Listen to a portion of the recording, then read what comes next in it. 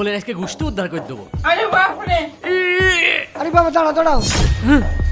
আগো বাবা কি হয়েছে?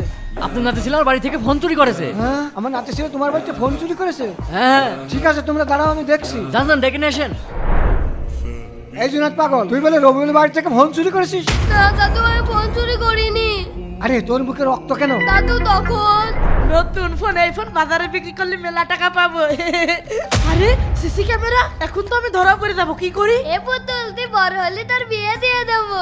এই তো এই পাগলটাকেই ফাঁসিয়ে দিই। এই পাগল দাঁড়া, কি ভাই? এই ফোনটা নেবি, এটাতে তুই গেম খেলতে পারবি। হ ভাই নেবো। এই নে ধর। ভাই তুমি খুব ভালো। হ্যাঁ হ্যাঁ ভালোই, ঠিক পাবিনি পরে।